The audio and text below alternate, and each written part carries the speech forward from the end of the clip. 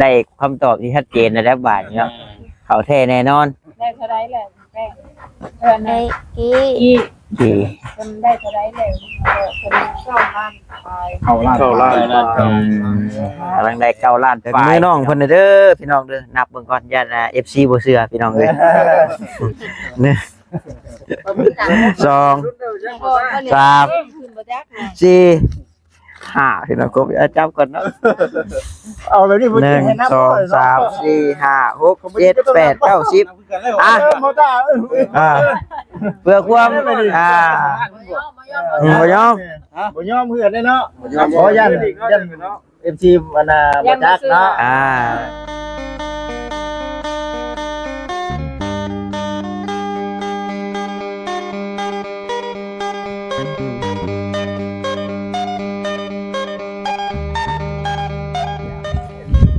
ไม่หยังกว่านี่พากันเฮ็ดหยังโอ้ยเนาะเอาสบายดีเด้อเนาะโดยสบายดีพ่อนะไอ้ชื่อสวยอยู่คือเลยเนาะคือเลยอ๋อสบายดีทั้งนั้นได้ยังประธานเฮาประธานลงมาบ่มื้อนี้เดือน3ไม่3ค่ำเนาะเพิ่นรถอยู่บ้านเพิ่นจะดีขึ้นกันบ่โอ้ยทั่วประเทศนะประเทศลาวนี่มันก็สิมีอยู่บ่เฮ้ยอันแบบว่าบ้านใดที่ว่าบ่จกคนเข้าบ่มีดอกจกมื้อนี้แต่ว่าเฮ็ดคนละเทื่อใช่ว่าบุญเฮ็ดคนละเทื่ออยู่จกมื้อเดียวแม่นเอาเนาะสบายดีเด้อทางบ่แซนก็บนทางเข้ามาก็สลับซับซ้อนแน่เนาะหลายเซกเนาะหลายเซกอยู่พี่น้องเนาะหลายเซกหลายคนหลายยังก็ไอ้ตู่เราว่าบ่นั้นยังว่าว้ามันพักแล้วบ่มันพักโมเมนต์บ่โมเมนต์ที่หลังนี่เราบอกอยู่เนาะพี่น้องเลยหั่นก๋วยเตี๋ยวเสียงควงหั่นก๋วยเตี๋ยวเสียงควงเป็นจักเนาะเอาพากันมามื้อนี้ก็มาหาน้องแป้งเพิ่นนั่นแหละพี่น้องเลยเนาะก็เมื่อวานนี้บ่าวตาก็ได้มาเทื่อนึงแล้วเนาะกับไอ้เตียงเราพี่น้องเอ้ยจังซั่นก็โอ้ยเนาะบ่ฮู้ทางอะไรเด้พี่น้องเขามื้อนี้แล้วบัดคือว่าบ่ลองตอกแซกเข้ามาถามคนสนั่นอยู่ได้เนาะคันว่าบ่จักแม่นก็พอดีว่าทางไอ้โจ้เราเด้ทางไอ้โจ้เราลงมาติดตามก่อนบัดนี้เดี๋ยวได้ประสานงานกับไอ้เตียงบ่าวตาก็เลยขอมาเบิ่งทางนำแหน่ว่าซั่นเนาะเมื่อวานนี่เพราะว่าก็มีทางผู้หลักผู้ใหญ่เพิ่นสิใช้เวียกอยู่ว่าซั่นเนาะเอามื้อนี้ก็สินำเงินนั่นแหละพี่น้องเนาะมามอบให้น้องเพิ่นเมื่อวานนี่ก็ลงมาเบิ่งก่อนว่าซั่นจังใดก็ขอกราบทักทายสบายดีเด้อพี่น้องเด้อเนาะ FC กันเบิดสู่ผู้สู่คนพี่น้องเอ้ยบ่ว่าอยู่ทางฝั่งลาวฝั่งไทยหรือว่าทางต่างประเทศนํเนาะก็ยินดีต้อนรับเข้าสู่ช่องของบ่าวตาบ้านเฮาคือเก่าพี่น้องทางน้องแป้งเพิ่นก็สิอยู่เฮือนอยู่แล้วว่ามื้อนี้เนาะเพราะว่ามื้อวานนี่นะคือว่าสิพากันไปเว้าอยู่ห้องการห้องบกสบ่เพิ่นน่ะสิเว้าเวียกเพิ่นแล้วบ่หรือว่าจังใดเนาะพี่น้องเดี๋ยวสิเข้าไปเบิ่งป้าซะพี่น้องเอ้ยเนาะเดี๋ยวสินำเงินเนาะที่ผู้หลักผู้ใหญ่อยู่ทางต่างประเทศพี่น้องเอ้ยเข้าไปมอบให้น้องเพิ่นพี่น้องเนาะป้าซะเฮาเป็นพ่อเป็นป้าเป็นหยังเพิ่นยังออกไปว่าเวียกอยู่พี่น้องเนาะว่ายังแต่น้องน้อยเพิ่นยังแต่น้องแป้งโดยสบายดีเข้าน้ำกันนั่นแหละเนาะโดยเอากันเองโลดรับประทานอาหารเพราะว่าเพิ่นเจ็บแล้วก็เลยพาไปแล้วก็เพิ่นก็ให้นอนแต่ในมื้อที่3เลยเนาะมื้อที่3ที่4เลยก็ยังว่าคือเริ่มมาเจ็บวังมื้อนี้แหละวังเช้ากินยานี่ล่ะพาเพิ่นไปเสกไปประหยัดเลือดซับเก็บแล้วหรือว่าคนใหญ่ที่นั่งนะแม่นาวบ่นี่ซับนาวซ้ำนาวสบายดีน้องแป้งเด้อสบายดี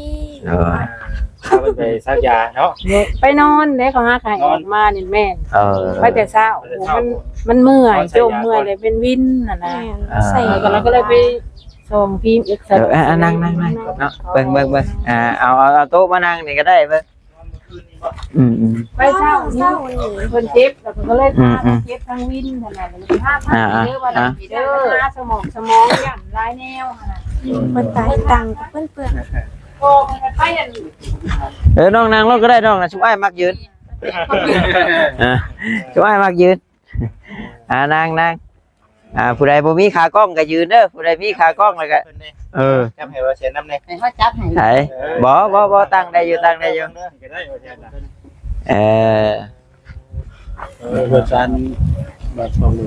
กลับมาแต่หาหมอบ่เนาะ แม่เขาจะมาแต่หาหมอ เอามาแต่หาหมอดิ อนุญาตมาเมื่อไรเด้อ นั่งไหม นี่นะ หรือบ่เสร็จนี่บ่เสร็จนั่งนี่ก็ได้ตั้งลายอยู่พุ่นเอาจัดเจงเอากันเด้อเนาะ ตัวอย่างนั่งเท่เบิ่งนี่เบิ่งเอาบ้านยังบ้านเนาะ นั่งน้ำกันมันจังอุ่นสิเราอุ่นบ่ มุมนี่เอาเพื่อนเลยเนาะ โมนี่เอาเฮือนเลย คนรู้จักมุมเนาะเดี๋ยวนี้เนาะ ไปกับทีมงานทำปูที่หาเด้พุ่นมาแต่เวียงพุ่นบ่จะปักเซ่ แต่มันบอกยังบ่ถึงเนาะมีผู้ใดรู้จักอยู่บ่นี่เคยเห็นบ่ คุณไปอยู่บ่ ยันหูแต่เตียงเด้เนาะ ได้เตียงเนาะ เมาบ่เวียดเนาะ ขออนุญาตนำเด้อ คือว่าตามจริงว่ารู้สึกหน้ามันให้มันเสร็จ อันนี้เสร็จเนาะเสร็จเองบ่เป็นหยังนี่ บ่เป็นหยังบ่เช็ดก็ขอโทษนํส่งชื่อมาพร้อมกันกับเพเฮ็ดเลย แล้วนะดิ นั่งก็ได้เนาะ นั่งรถ นี่ละมาเด้อสบายดี สบายดีพี่น้องเนาะ สบายดีเพื่อเข้าสู่ลูกสลาบอยู่เนาะเฮ้ยเดี๋ยวทางเฉพาะ เพิ่นยังไปเฮ็ด ไอ้ธนาคารเปิดแอปธนาคารเห็นไหม เราจะไปกับเพื่อนว่ายังจับว่าผู้ใดโอนเข้ามาเนี่ยเฮาก็ต้องเฮ็ดมันยังบ่ได้เฮ็ดมีแต่พึ่งบัญชี แต่ว่าเฮาต้องไปผูกกับแอปพร้อมเวลาผู้ใดโอนเงินเข้ามาก็ ไปเฮ็ดแล้วก็บ่ขอบใจเพิ่นนั่นน่ะมันมาเฮาก็ยังจักว่าได้พลัง แน่นอนแน่นอนดูเกี่ยวกับแอปอยู่แล้วเราจังจัก แม่ อันนี้เห็นแต่ฮู้ผู้นั้นว่าโอ้ช่วยโอนไปเด้อผู้นี้ช่วยไปเด้อแบบเฮาก็แบบบ่จักว่าเงินเข้าหรือบ่เข้าอยู่ ต เนี่ย อนนี้ยังบ่ได้ฮู้พอมา มันยังบ่ฮู้ได้ยินแต่ผู้นั้นเว้าผู้นี้เว้าแต่มาเฮาเนี่ยมันยังบ่ได้รู้จักว่าคือว่าเพิ่นโอนมาแล้วนั่นนี่เฮาก็บ่เห็น โอ้แต่เห็นในเฟซนี่ห่วยหลายล้านได้เป็นห่วยบ่แม่นฮอด20-30แล้วบ่ เพราะว่าไปอันนั้นมา ลายเนาะ แม่นหลาย ว่าในได้ก็ยาจากนิดเรื่องเพื่อนเป็นนี่ล่ะตายเพราะว่าเพิ่น บ่ได้เป็น คนเฮานี่มันส่งบ่เห็น มีหมองพักหมองเซาดีๆเนาะ มันชุดว่ามันชุดโลดนั่นแหละขึ้นไปมันก็โอนนี่คืออู่คนละอย่างลง ลงทำเนาะเฮ็ด แม่มันเองนั่นนี่ เอ็น ตอนแม่เพิ่นเสียน่ะจุข่อยกับอากันอยู่ตารางหมดน่ะแต่ยักคู่กับอันซบมาเนี่ยผู้เฒ่า ตอนแม่เราเสียก็เอ็นเลย มันเองแต่เพิ่นทับได้เนี่ยแต่มันบวกบ่แล้วมาแต่เขามี แต่ว่าดินดอนนี่ก็เป็นของเองมัน แม่ซื้อตะกี้สมัยตะกี้ แต่ว่าดินดอนเป็นยาวอีกเนาะมีแต่เรื่องนี้บาดนี้เนาะโดยเปลี่ยนแปลงเรื่องนี้คืออะไรสีต่อเติมบ่หรือว่าใด โอ้ได้จะเฮ็ดมา เฮ็ดใหม่เด้อ เพราะว่ามัน ต่อเติมก็ต้องจะพอได้แล้วล่ะ บ่ได้ก็มันบ่เป็นตาต่อเติมแล้วเนาะ มันไปดีดวางไรมันก็บุกคำว่าเดี๋ยวนี้มันกินหมดแล้ว ดอก มา เนาะ เฮ็ดใหม่เลย มัน เนาะ เช้ากว่าปีเลยเมื่อ 20ปีละ แม่น เลย เวียนว่าเดี๋ยวนี้ มันโดนแล้วเนาะ แต่ยังบ่ได้มีเพื่อนผู้ใดแนมไปเขาสอดบนทางปึ๊บเดี๋ยวนี้เบิ่งลูกสอดเลย เอาไม่ได้ซะแล้วจะเป็นเอาไว้เนาะที่ว่าเฮามาฮอดมาถึงแล้วมื้อนี้ก็ได้เนาะ เนาะ มีหยังอยากถามทางน้องเพิ่นก็บ่จิตจะถามเนาะ ร้านน้ำกันนี่แหละเนาะเชิญเลยเขาเรื่องอะไร อันนี้คือโดยน้องพ่อ น้องของพ่อ ของพ่อก็อยู่ใกล้ๆกันนี่บ่ บ่ทุกข่อยก็อยู่รักเจ็ดแต่ว่าร้านมันเป็นอันนี้เลยก็จำเป็นต้องได้พาไปห้องหมดห้องหมอตรงนั้นต้องมีเป็นว่าเขาบ่มีแม่แต่น้อย เป็นได้เห็นคลิปหรือว่าสิเด็กนะ บ่ได้เห็นอันข่อยว่าจะสู่ว่าจะได้แต่หับกับโทรข่อยบ่เป็นเรื่องอื่นแล้ววันนี้ร้านนั่นเฮียนแพทย์ห้องหมอแล้วโทรมาบอกว่านี่จะเห็นแล้วบ่อันคลิปเคิร์ฟน่ะจักแล้วตัวเองว่าข่อยบ่ได้เป็นเฮ็ดอันนั้นอันนี้วันนี้ก็มันก็ส่งมาให้ลูกสาวเบิ่งว่าแม่เอ๊ะมันได้เรียนว่าซั่น โดย แล้วก็ดึกแหละหลานโทรมาเพราะว่ามื้อเช้าพี่ยาสิไปกันมื้อเช้าก็มาแต่เช้า2มื้อแล้วบ่ได้เห็นยังเห็นแต่อยู่ที่นี่แหละแล้วมื้อนี้เพิ่นมาฮอดเพราะว่าวินเพิ่นว่าเมื่อยไปโมง ถือว่าบัดนี้ก็ถือว่าไปหาแพทย์หาหมอเรียบร้อยแล้วเนาะ เป็นเอ็กซเรย์เบิ่งบ่ได้มีแนวฮักแนวเตะเพราะว่าแบบมันซ้ำเน่ามันซ้ำในเพิ่นก็ใส่ยาใส่หยังแล้วครบหมดแล้วเพิ่น เบิดเท่าใดเถอะน้อง มันก็ประมาณ700,000พอดีเลย เซน บริไลค่ะยังไม่ได้ยาล้วนๆ700,000นะคะ เซนพี่น้องเนาะ เพิ่นอยากได้เซนเนี่ยเอาโอ้ขอน้ำแล้วมันมีเงิน60,000นี่จะได้ชาวบ้านเอาเลยว่าเอามันเสียดายเนาะพี่น้องเนาะเสียดายที่ว่าตอนเป็นใหม่ๆบ่ได้ไปซักพี่น้องเลยเนาะบ่ได้ไปโอ้แล้วก็คือนั่นแหละคือเพิ่มบ่จักเนี่ย เท่าเลยเนาะ เท่าแล้วก็ลงลืมไปแล้วเป็นพญาเนี่ยมันบ่คือแม่ยิงนะเอามาเฮาก็ต้องทั้งเก็บลูกเฮาเป็นนั่นๆ เด้อ เราผัด ปกติแล้วเนาะ เงินแต่ก็หารผล เพิ่มเป็นเพมแหละ พี่น้องเอ้ยเนาะมื้อนี้เด้อพี่น้องเด้อเนาะทางบ่จิตเนาะพร้อมด้วยทางทีมงานบ่าวแสนเด้อเนาะ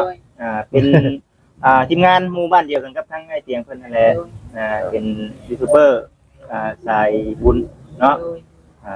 กับพอดีว่าเห็นคลิปแน่ก็แม่นพี่น้องเนาะตามที่ว่าทางน้องเป้งแม่นบ่ โดย อายุจักปีก็ 13 13 ปีพี่น้องเนาะมื้อนี้น่ะได้มาฮอดมาถึงแล้วพี่น้องเนาะอยู่ที่เพื่อนที่ชานน้องแป้งเพิ่นตามจุดประสงค์มื้อนี้น่ะพอดีว่าทางบ่จิตเนาะแล้วก็ทางบ่ต้า โดย ได้ ชื่ออ้ายอยู่บ่ จื้อ บ่ วันนี้ ว่ามื้ออื่นสิพาทีมงานมาว่าบอกเพิ่น พอดีว่าแม่ทางผู้รักผู้ใหญ่เพิ่นเห็นคลิปแม่กับแม่เนาะเพิ่นเห็นคลิปเพิ่นก็เลยว่าคืออยากซอยเนาะซอยน้ำจิตน้ำใจเพิ่นนั่นแหละพี่น้องเอ้ยเนาะ อะไรก็ทำขวัญเนาะรับขวัญน้องเพิ่นเพราะคนบ่อ่อนบ่ย่อเพราะเพิ่นว่าคือเพิ่นว่าแหละเนาะ เขายังว่าพอนะถ่ายไปแค้นเส้นหนึ่งก็ยังไม่ได้พูดให้ลูกความสนุกสนาน แล้วก็มันเชื่อแล้วก็เนาะมัน คันนี้ปล่อยมาก คิดบ่ทัน ยังบริคือจนเพิ่นจนว่าถ้าจกไปบุกแค้นเส้นหนึ่งจะโทรมา อะไรก็ในข้างพายแขนทงหนึงมาแต่วัดทันใจพุ่นน่ะพี่น้องเนาะ เรื่องหูมาลายอยู่ห้าวกับมันเฉลยว่าสิซั่นตกเฉลยมันบ่จักแม่สินะมันบอกบ่ถูกสิว่า เป็นแบบเป็นกระทันหันเลยนะเฮ็ดยังบ่ถึง วิดเคาะวิดเข็นแล้วบัดนี้เนาะ มีแต่สิ่งดีๆเข้ามาบัด โด นี้เนาะ ยเดินทางไม่3คำเลยเด้เนาะ 3 ค่ำเลยได้มื้อนี้ ถูกเลยเนาะ เนาะเรื่องที่มันเรียบร้อยก็คือให้มันผ่านไปเนาะ โดย ก็คือว่าพี่น้องเนาะเรื่องราวเนาะของทางน้องแป้งก็ที่ผ่านมาเฮาก็เห็นอยู่เนาะพี่น้องเนาะแล้วก็สิเว้าถึงก็ได้เนาะถามก็ได้ถามน้องเพิ่นได้หน่อยก็ได้น้อยก็ได้เนาะอันใดที่ว่าน้องเพิ่นเว้าได้ก็เว้าสิว่าบ่ได้ก็บ่เว้าเนาะ ถามให้เพิ่นเรา เหตุการณ์เนาะ ที่เหตุการณ์ก่อนที่น่ะแต่เฮาก็ยัง จุดเริ่มต้นเนาะ ว่านั่นเป็นไดสินะ ว่ารถเร็ว ในจุดเริ่มต้นในท่านน้องเด็กๆเลย จุดเริ่มต้นแม่นเกิดแต่ว่ามื้อเขาดาวพุ่นแหละ มื้อเขาดาว มื้อยามดีอ่ะนะแต่มื้อน่ะพวกน้องก็แบบไปเขาดาวน้ำหมู่4-5 คนแล้ววันนี้เห็นอ้ายเพิ่นเห็นเฮาถ่ายลงสตอรี่ว่ามาน้ำหมู่อ่ะนะแล้วอ้ายเราแล้วมาเม่นว่าอ้ายไปน้ำแน่ได้บ่ตอนแรกก็คิดว่าเราอยากเจาะเขาแหละ โอ้ แล้ววันนี้ว่าอ้ายอยากมาก็มาแล้ววันนี้เรามาฮอดเนาะเราบ่จักหมองอยู่เด้แล้ววันนี้เราโทรให้ออกไปรัดเอา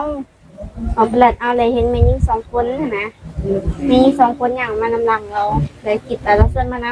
ำแล้วว่าเราบ่ได้เป็นคนส่วนมา เพิ่นถามค่ะเขาหรือว่าเจ้าถามเขา แม่ เหรอ ถามว่าไอ้นิ้วจะเอาเขามานำบ่ แม่นบ่ผมว่าเจ้าทั้งหลายอย่างมา บ่ไอ้นิ้วทั้งนั้นตกใจคาบเลยดิ ตกใจละ มีผู้สิ มีผู้สินิ้วกันเนาะ แล้วก็ว่าดู ชื่อคือกันสิดอก มันอ้ายบ่ฮู้เด้อ้ายบ่ได้ใส่เขามานำ รู้จักเขาอีกเนาะ แม่นแต่บัดนี้น้องก็แบบว่าเว้าแบบตามที่น้องเว้าหั่นล่ะแล้วบัดนี้น้องก็ว่าอย่าให้เขามากับมาน้องก็บ่ได้ว่าหยังหันนะพอดีมาแล้วบัดนี้ เขาเข้าใจว่าพวกน้องน่ะนินทาเขาหั่นนะน้องกับพวกน้องแล้วก็อ้ายน้องหั่นนะเขาคิดว่านินทาแต่ว่าที่จริงแล้วบ่ได้นินทานะน้องถามอ้ายซื่อๆแบบเขาเข้าใจผิดหั่นนะแล้วบัดนี้ มาฮอดประมาณวันเสาร์นี่แต่แบบที่จริงน่ะมันมีสองเถื่อนะที่แบบเขาลงมือกันนะ ดีกว่าเดือนที่ท้องเลย นี่คือที่สองล่าสุด ช่วยชองนี่น่ะ แม่น เถื่อนจะบิดให้ได้ ห เล นึ่ ย งนะใครแต่ว่ามีอ้ายเราไปเคลียร์ให้เลยจังแบบได้ตีกันหั้นนะวันนี้มาเธอที่สองเลยแบบ เขาก็ยังเครียดๆมาตะกี้ สิแบบว่าเพิ่นแค่นยังบ่ฮู้แหละแล้ววันนี้น้องมากัน4คนไปย่างลิ้นออกกำลังกายหั้นนะ ไปนั่งลินไปแบบเว่าตามภาษาเด็กน้อย แบบไปกับไปนั่งลินในนะพอดีประมาณ9 โมงนี่แหละ9 โมงกลางคืน เด้อ น้องบอกว่า เอ้ากลับก็เพราะว่ามันดึกเลยนะเขาว่าโอเคกลับไปครับแต่มันมีเขาเลยบอกว่าอันนั้นเจ้า3 คนงานที่เจ้ารถก่อนเด้อเขาอยากทำลังแล้วมันมีพอดีที่จังหวัดน้องกำลังย่างไปเนาะย่างขึ้นไปแล้วมันมี ไปก่อน แล้วว่าทุกคนก็มาก็เป็นแก๊งหมดเลยหั้นนะน้องย่างผู้เดียว คนเดียว แม่ ถือว่ารอจังหวะอยู่นะเนาะ คือให้น้องคนอยู่ผู้เดียวก่อนทีมงานนั่นน่ะชอบอยู่แล้วเนาะถือโอกาสเนาะ แต่ปันนี้เขาก็แบบมาเลยก็แบบเว้าบ่ได้เว้าหยังเลยนะเรื่องเว้าก็เว้าว่าแม่นพวกเจ้ามันแบบนินทาค่อยนะและบัดนี้ก็น้องก็บ่ได้เป็นคนเว้าแล้วเขาเว้าว่าแม่นเจ้าหั่นแหละแล้วก็แบบเขาก็มากัน3 คนใส่เลยตีกันก่อนนั้นนั่นแล้วเขาจังอัดคลิปได้ เดี๋ยวสุดท้ายแล้วอัดคลิป แม่เป็นตอน ตีเฮาก่อนแล้ว ตอนตีแรกๆนี่จะคนเนาะ ตีแรกมีกัน ไปที่ จัก ลำลา ใครจักยาน สารพัดเลยนะบ่เห็นใครเลย ตอนแรกเป็นยังไงตอนแรกน่ะตัวเองยอมหรือว่า มันบู๊เด้ นี่เด้อคือ ตอนแรกนางานแต่ว่าพบเอามาแล้วแต่ว่าบ่ทันหั่นนะ โอ้ บ่ทันเขาแล้วบัดนี้ก็แบบถูกลุมบัดเดียวลุมแล้วบัดนี้เขาต้องถ่ายคลิปตามที่ว่าคลิปพวกอ้ายเห็นนั่นแหละเห็นตามนั้นเลย แล้วบัดนี้พอดี3 คนที่ว่าอ้ายเห็นนั่นแหละแม่น3 คนนั่นแหละ แบบหัวโจกเลย3 คนนะว่าอะไรกัน คนเจ้าของนะ แต่บัดนี้นะเห็น เดี๋ยวคนเจ้า เขา ของ เห็นว่าสิเป็นรถเขาอ้ายสุดท้ายนี่แหละมื้อนั้นแล้วเขาแบบปบไปเลยหั่นนะ ย่าเนาะ แล้วบัดนี้น้องก็เลยแบบอย่าหั่นนะน้องก็ย่างขึ้นไปหาหมู่ก็ตกใจหั่นนะแล้วหมู่พาลูกไปนำแล้วบ่เห็นเขาบัดนี้บ่เห็นเขาแล้วบัดนี้ก็แบบก็เศร้าพากันกลับบ้านลูกน้องอะนะ แต่ในความเป็นจริงน่ะคือทั้งน้องกับเจ้าน่ะรู้จักกันมาก่อนอยู่บ่หรือว่าจังได๋ แต่ฮู้จักกันมาก่อนแบบผ่านๆหั่นน่ะ แบบลูกต่อมือ สมมุติว่ามื้อนี้น้องไปลิ้นตอนแรงซะแล้วน้องเห็นเขาหั่นนะแบบยังบ่ได้ผิดกันน่ะก็ทักกันหาเฮ้ยจะมาแต่ไสหยังประมาณนี้นะเขาแล้วบ่ไปนั่นไปนี่บ่นะก็ถามแบบปกติกันทักทายหั่นน่ะ ว่าที่นี่น่ะคือในเรื่องตอนตีกันน่ะผู้ชายที่ว่ายังอ้ายบ่ แม่น ก็ คือช่องคือกันเนาะพุ่นน่ะ แม่ เนาะ นอันคนที่ว่ามาสิไปคนที่ว่าเป็นผู้ชายนะแม่นซ้อมอ้ายของน้องแล้วเขามาปกป้องหั่นนะแล้วมาช่วยแต่ว่าช่วยบ่ทัน โอ้ เขาผู้บ่าวเขาหลายคนเนาะพวกที่ว่ามักใส่หมวกกันน็อกหั่นน่ะเด็กช่างบ่เขาเอิ้น มีแจ็ค นั่นแห แก ละ งเด้ แกงส่งขาใหญ่นะ มาแล้วบัดนี้แบบ ตอนแรกแล้วก็มาปกป้องเอาเฮาแหละ บ่ แต่ผู้หญิง3คนนั่นน่ะนะแล้วผู้เดียวแบบปกป้องอะค่ะเป็นบ่ทันแล้วพากันแล่นนะแต่ว่าน้องอะไรบ่ทัน อ๋อ ก็เลยว่าถือผู้หญิง3คนนั้นลุมตีก่อนเดี๋ยวจะถ่ายคลิปนะ เดี๋ยวผู้ชายคนนั้นที่ว่าผู้อ้ายน่ะคืออยู่ชายเสร็จ เดี๋ยวนี้แม่นเพิ่นไปเฮ็ดเวียกแล้ว ไปแล้วคนน่ะ แม่น เราก็ถือตีจนหัวนูเป็น เพราะว่าเนาะ โอ้ เราก็ไปให้การกับตำรวจ อ๋อ ไปสอบสืบสวนแล้ว อืม คนนั้นน่ะคือจบไปแล้วคนน่ะเนาะ แม่ กัน น เนาะ เรื่องเรา แล้วก็พ่อฮู้แล้วบ่บัดนี้ว่าผู้กรณีอยู่บ้านใดบัดนี้ บ่ฮู้มีแต่ว่ามือตัวว่านอกไปให้ปากคำนะเพิ่นพวกอ้ายตำรวจเราได้จับมาแล้วนะ อืม จับได้3คนเลย จับแล้วเนาะ แม่นตอนนี้แม่นอยู่นคร อืม อยู่ เป็นคนกระชอน แม่น โอ้ ยับเข่านคร อืมพี่น้องเนาะก็ คนที่ อันนั้นก็ ตีเนาะ ถูกจับเรียบร้อยแล้วเนาะแต่ว่าก็อันนี้มันก็เป็นอยู่ในขั้นตอนของเจ้าหน้าที่เพิ่นบัดนี้เนาะนี่แหละเฉพาะเจาะจงตอนนี้ก็คือเรื่องเฮือนเพิ่นนี่แหละเบิ่งนี่เพราะว่าไอ้เตียงแล้วก็ประกาศออกมาในคลิปอยู่เนาะว่าอยากสมทบกันเนาะต่อเติมหรือว่าสิเฮ็ดเฮือนให้น้องเพิ่นใหม่นั่นแหละพี่น้องเอ้ยแต่ว่าที่แน่ๆเรื่องเงินไอ้เห็นในเฟซหลายๆนี่แม่นยังบ่ฮู้ว่าเข้าจักแสนจักล้าน คนร้ายมีย่านแม่นนี่บัญชีปลอม ในความคิดได้ว่าซูมื้อนี้มิจฉาชีพขึ้นหลาย หลายแม่นบ่ เอาน้องเพิ่นไปแล้วไป ใช่ นัก เนาะ ต่อนะ ชี้ใช่ อืม เนาะ ว่ามันก็เคยเห็นมาหลายเด้เพราะว่ามื้อก่อน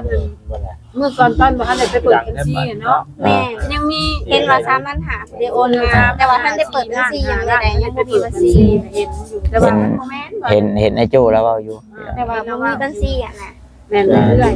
มีแต่ติดตามเบิ่งเนาะบางเทื่อเพิ่น แม่น ไม่เลย บางทีบัดโอ้เพิ่นก็อยู่ไกลสินะเพิ่นยังรวบเงินอยู่หรือว่าเพิ่นก็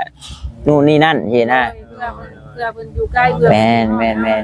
แต่ว่าที่แน่ๆนี่ห้วยใน Facebook นี่เห็นหลายเด้หลายแต่ว่า ตามเบิ่งว่า แต่ความเป็นจริงแล้ว ตอนนี้ปัจจุบันนี่น้องเพิ่นยังบ่จักชำว่าเงินได้เท่าใดสิเนาะ เขายังว่า ยัง ยังบ่ได้หัก เนาะ เพราะว่าจังหวะเอื้อยพาโพนไปเปิดแอป ไปเปิดแอปเบิ่งเนาะว่าเงินเข้าหรือบ่ ว่าไงคือไป ว่ามันต้องเข้าแอปวิชวันเนาะ ช่วยเหลืออีหยังมา อย่างขอบคุณผู้หลักผู้ใหญ่ที่เห็นหลายผู้หลายคน เพราะว่า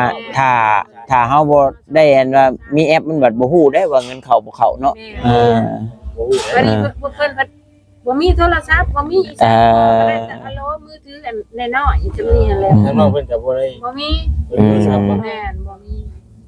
เดี๋ยวนี้ จะมี ข่าว แต่ เลย เอื้อยเพิ่นคือ เอาได้ข่าวคือว่าได้ข่าว ที่ ที่ ตามสื่อคน บ่นะบ่ แล้วบ่ได้ฮอดบ่เนาะ คือว่ายังมาบ่ฮอดบ่ มาฮอด ข่าวซื้อบ่ตาว่าอยู่ยัง แต่ว่าเพิ่นยังบ่ได้ฮอด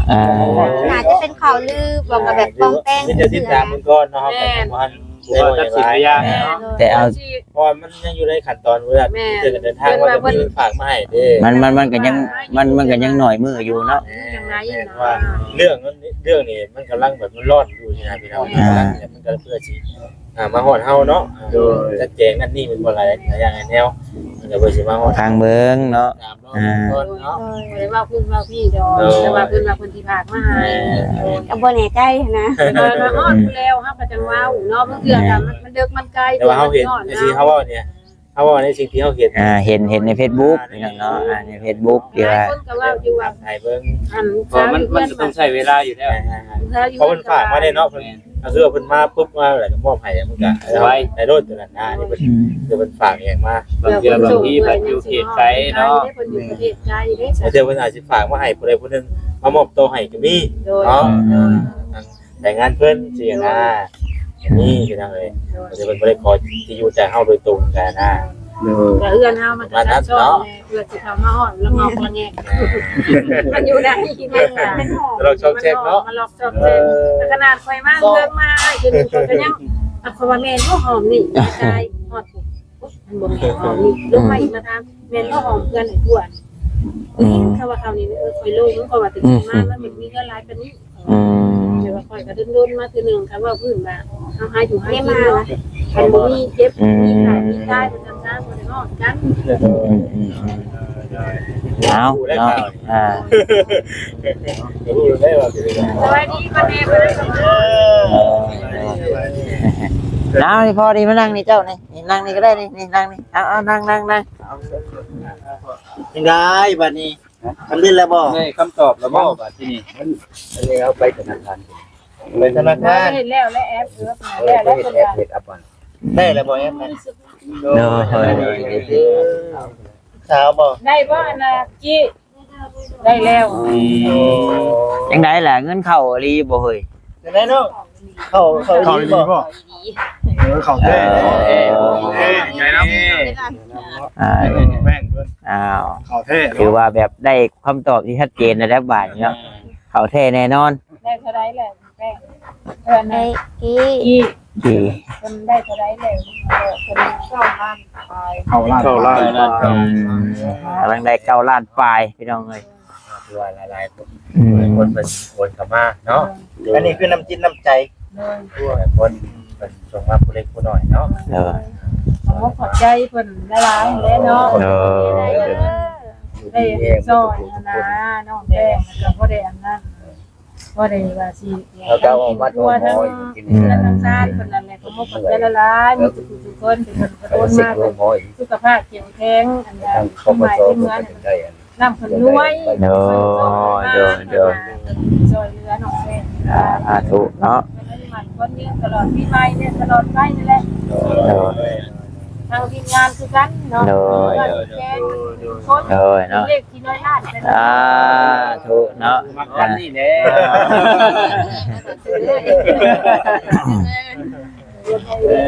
อยู่กันขออนุญาตนำอยู่กัน3คนบ่ แม่ กัน3คน อันเอื้อยเพิ่นกับเป็นเจ้าอยู่บนใกล้บนเฮ็ดเวียกนะมันไกลมากก็คือเนี่ยมันเปรี้ยว มันเปรี้ยวเคยอย่างนี้คน เรียกเนาะ แม่มันเคย เรียกมือ เที่ยวไปเที่ยวมามันเป็นอันตรายเนาะ มันเปรี้ยวได้ซอยนี่เข้ามาได้มันเคยถูกอัน เดี๋ยวผู้ชายเอาเป็นญาตินะ ทำเอาโหลดเอาหยัง นั่นเนาะก็ มันเอื้อยเฮ็ดเวียงเฉย เพิ่นเฮ็ดเวียกอยู่หยังก็บ้าบ่ อืม เพราะโลว่า ทองรอ บ่อนทรงเหล่าทรงหยังทรงเหล่า บ่จักดอกบ่ตาเนาะ เนี่ยโลดเนาะเนาะ เก็บของดี แม่ มันตึบเลย เขาบอกว่าผู้เฒ่าเนาะเป็นสาวปีอ่านเขาว่าจะเบิ่งปวดนิดเดียว41แต่เขาบอก บัดอ้ายเพิ่นได้เฉพาะบัดอ้ายเฮ็ดเวียกหยังก็ อ้ายยังบ่ได้เรียกเฮ็ด คน เนาะ นี้เรียกเขต มันก็เฮ็ดทั่วไปตะกี้อันไป ทั่วไป ตะกี้อันไปละ มาชวนเอาไป จังหวะนะปัดทางทำไมทาง ตอนแรกก็มีเวียกหยังแม่นไปก่อนเนาะ3คนมีแต่อ้ายเนาะ มีมาชวนแล้วก็บ่ไปในบ้าน เพื่อนนั่นแหละ ครอบครัวมี4คน ยังไปทำงานอยู่ค่อยเปลี่ยน หรือว่าพากันบุกพากันบืนนะเนาะบืนสำนักสัมปาหาเงินหาข้ามซื้อเนาะ แม่ ไอ้หน้าบ่เห็นบ่ มีนา มีหน้าบักห เรื่ น้า อง กั บา บ ง มี ครั้ง แต่ ปัญหานำบ่ทันก็และเมื่อบาท ละครน้องมีบ้าน ก่อนน้องน้ำลงอยู่บ้านมากิน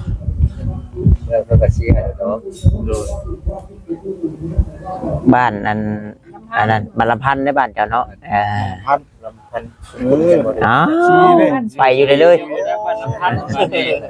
เข้าไปเรื่อยอยู่ หน้ามันจะเข้มซุยอะไรนะ เข้มสุย ผู้หนึ่งที่ไปหาแป้งอยู่บนอยู่ใจหัวมาแล้วนี่ทักสูงบ่อแล้วเราบดอันเราบดออกมาแล้วออกมากินนี่เบิด อยู่เพื่อนพี่ฉันบอกเพิ่นโลด ไปห้องหมอใช่ก็ใช่ ก็ไปหา หมอแปลง หมอแปลง แต่ว่าหมอเพิ่นก็เพลงบ่ดูเส้นเลือด บอกกับเจ้าไหมเนาะมาฮอดเทือนแล้วว่าซั่นตามมาเทือนเด้อบ อกแล้วแต่พอบ่เบิ่งครับ ตาม เพ มา ราะว่าไอ้โจเราเป็นคนบอกว่าทำไอ้เตียงแน่แล้วยังหัวนอนอะไร โยเตียงเยอะไอ้เตียงเนาะไอ้บ่ไอ้เตียงบ่ เตียงเตียงนี่แหละ บ่เตียงโอ้ยแม่นแล้วบ่เตียงอยู่เพื่อนพี่ฉัน เด้อของเจออะไร ว่าแล้วเว้าอยู่ตอนบ่ายพุ่นแหละอ้ายสิลงไปว่าซั่นดูสิเดินทางเข้ามาเนาะ แม่น บ่ดีกันข่าวมาแจ้งจากเนาะ อ้ายจะได้สอบรับรองทำงาน ตัวเฮงเนาะ หันกับพ่ออยู่แล้วนะ ใช่เขาว่าเอาก็ได้ขออยู่ใกล้ ขอบใจ หน่อยคนก็ได้เนาะมาใช่ไหมว่าเรื่องเรียกเรื่องงานทำคนก็ได้จ้ะเดี๋ยวจุดประสงค์มาเมื่อนี้ก็คือว่าเด้อเนาะเดี๋ยวที่เอา มโนกันไว้ก่อน ตามสบายพอ เดี๋ยวว่าอยู่นี่ก็ได้นี่ ไอ้นี่ก็ได้เนาะ เดี๋ยวว่าเรียกคนนะ ไปทำล้างก็ได้ ไอ้เตียงกับกำลังชิมาเนาะพี่น้องเนาะ มา เรายังบ่ฮู้ซะว่าตอนนี้ยังอยู่ห้องหมอหรือบ่หาย แรงไหมแรงดี ได้ตัวหายแล้ว ได้ไหม ใจเราไปหาหลอกหาบ่จักพอแล้วบ่อันแจ้งอยู่บ่งไหนหายหลอกหาอยู่ น้องแป้งเพิ่นมาเฮือนน่ะเด้ออ้าย ตามหาเนาะตามหาคนอยู่คนทำสีหาเนาะ แม่ตึกนั่นตึกนี่ก็เห็น ยังบ่ได้รับเป็นเพื่อนเลยอยากติดต่อกันยากอยู่เด้เชื่อจะบ่เข้าเบิ่งบ่อยากเห็นเด้บ่เข้าเบิ่งนี่นั่น เพราะว่าห้องหมอมันคนเจ็บมันหนัก แม่โดย มันหลายคน อย่าก่อนเนาะเรื่องนะเอาเรื่องเรียกก่อนบัดนี้บ่จิตเวลานาทีมันยาวเลยได้กว่ามื้อนี้ เมื่อนี้นะทั้ง หลายคนได้เนาะ สีมามอบเงินเนาะ เอาไว้ด้วย มอบเงินจำนวนหนึงพี่น้องเนาะเป็นทางเพื่อย ติดตาม บนกินภาษา ส ก็ ห ได้ รัฐอเมริกาเนาะ ที่บ เพิ่ น นเบิ่งคลิปเด้อน้องเด้อเนาะเพิ่นเบิ่งคลิปเพิ่นเห็นคลิปก็เลยว่าอยากเอาให้น้องนี่ให้ถุงให้ไทยเนาะ โดย ให้ถุงให้ไทยไว้เพื่อเป็นอุ่นเนาะสุขภาพร่างกายบ่แข็งแรง โดย หรือว่ามีบางสิ่งบางอย่างค่าใช้จ่ายเนาะ ที่นี่เป็นแล้วเลย ใช่นะมีแต่บัดเดี๋ยวสิมอบเงินให้พี่น้องเลยเนาะบัดนี้ใส่ละบัด เหมือนเกียร์แล้วบ่จักเนาะ หลายดีโอ้ย เอ้าบ่ได้มาดิบ่จักเด้อ สิได้เบิ่งอยู่ด้วยตุสัน ได้เลยเนาะได้เลยโอ้ยพี่น้องเอ้ยเนาะ ก็เรื่องเงินเรื่องคำใจหายเด้ บ่ได้เด้อเนาะเพิ่นบอกให้นะเอามาให้บัดนี้เฮียบ่แห้งได้พี่น้องเนาะที่ว่าเฮียน้ำมันทางกับบ่แห้งเด้อเนาะ นี่เด้อพี่น้องเด้อเนาะอันนี้คือเป็นเงินเนาะของทางเอื้อยทางสหรัฐอเมริกาเป็นเงินจำนวน1 ล้านเศษเด้อน้องเด้อเก็บไว้เนาะเก็บไว้เอามือเอา เด้อ กันแล้วเนาะเนาะอันนี้เป็นทางเบาต้าพี่น้องเนาะนี่ก็ทางเพิ่นอยู่ทางสหรัฐอเมริกาคือกันพี่น้องเลยเพิ่นเห็นเพิ่นนั่นแหละเป็นผู้ส่งคลิปให้เบาต้าเบิ่งเนาะโอ้ยฉันอยากซอยน้องเพิ่นเด้เฮ็ดจังไดเนาะฮู้จักอยู่บ่บ้านน้องเพิ่นพอได้ผูกแขนเล็กๆน้อยๆนี่แหละเพิ่นว่าเอาพี่น้องเอ้ยก็เลยนำมาฮอดมาพ่อแล้วก็เพิ่นก็ได้ฝากเงินมาเนาะจำนวน1 ล้าน5พี่น้องเอ้ยมามอบให้น้องเพิ่นถือว่าฮอดถึงมือน้องเพิ่นเด้อพี่น้องเด้อนับเบิ่งก่อนยันFC บ่เชื่อพี่น้องเอ้ย1 2 3 4 5พี่น้องครบจับก่อนเนาะ เอาแบบนี้ 1 2 3 4 5 6 7 8 9 10เพื่อความบ่ยอม บ่ยอมเพื่อนเนาะบ่ยันFC มันบ่จักเนาะ แม่นความ อันนั้นให้เพิ่นเห็นแล้วแหละเนาะ2 3 4 5 6 7 8 9 10อะไรโอ้ยเต้นแล้วนี่กบพี่น้องเอ้ยขอบมุกขอบใจเพิ่นว่าเนาะ สุขภาพเข้มแข็งเด้อเพิ่นโอนเงินมาซอยน้องแป้งก็ได้ให้มันให้ยืนให้โชคให้เฮงปีใหม่กันเนาะให้ยืนมันยืน เด้อสาธุพี่น้องเอ้ย เด้อพี่ต่อไปได้เงินหลายๆคนเก่า เลยคือกันพี่น้องเนาะน้องแป้งเพิ่นก็ขอให้มีผู้รักผู้ใหญ่เนาะช่วยเหลือเข้ามาอุปถัมภ์ค้ำสู้เรื่องเฮือนเรื่องซ่านให้มันแล้วมันทั่วบาดนี้พี่น้องเนาะขอให้ความฝันเป็นจริงขอให้พบเจอแต่สิ่งดีๆบาดนี้มีแต่สิ่งดีๆหลั่งไหลเข้ามาในชีวิตขอเขียนเห็นให้ก็ขอให้วิทย์ให้ว่างบาดนี้ก็ถือว่ามามอบให้น้องเพิ่นฮอดน้องเพิ่นเด้อพี่น้องเด้อเนาะก็ร่วมกันกับบ่จิตก็ตกอยู่จำนวนหนึง3ล้านกีบพี่น้องเนาะ3ล้านกีบ ก็นี่แต่ว่าเนาะถ้าว่าพอได้จับได้จ่ายอยู่ก็นี่แหละพี่น้องเอ้ยแต่ว่าช่วงนี้สิเฮ็ดเฮือนเฮ็ดชานก็เก็บโฮมกันไว้พี่น้องเนาะก็เก็บไว้ใช้ในทางที่เป็นประโยชน์เด้อน้องเด้อ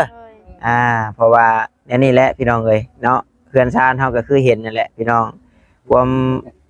วามมีคนอยากสดอยากซอยว่าแล้วก็ได้เฮาก็เฮ็ดเอานี่แหละพี่น้องเนาะแนวใดมันดีๆบัดนี้แนวใดมันบ่ดีก็ทิ่มป้าไปนำบัดนี้เนาะเก็บเอาแต่สิ่งดีๆได้บัดนี้เอาแน่นั่นแหละซะเนาะบ่ตาเองก็ได้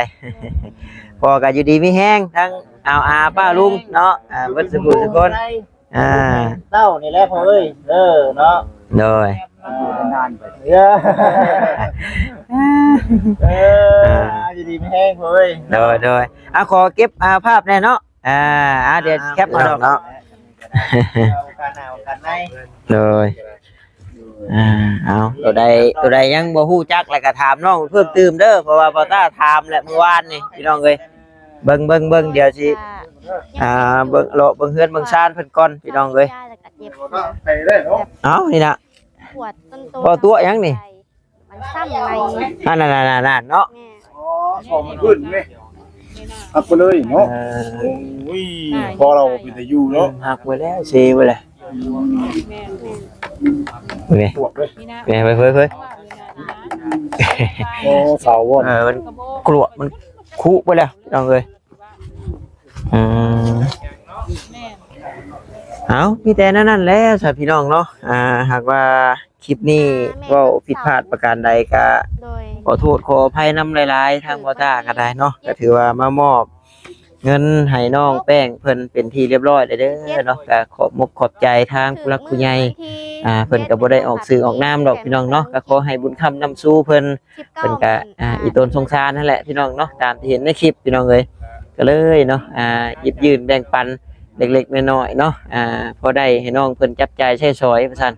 เอาแน่นั่นแหละพี่น้องเนาะผู้เบิ่งผู้ชมอยู่ก็ขอให้ได้บุญกุศลนํกันหลายๆเด้อพี่น้องเด้อท้ายคลิปนี้ก็ขอกล่าวคำว่าสบายดีพี่น้องบ๊ายบาย ที่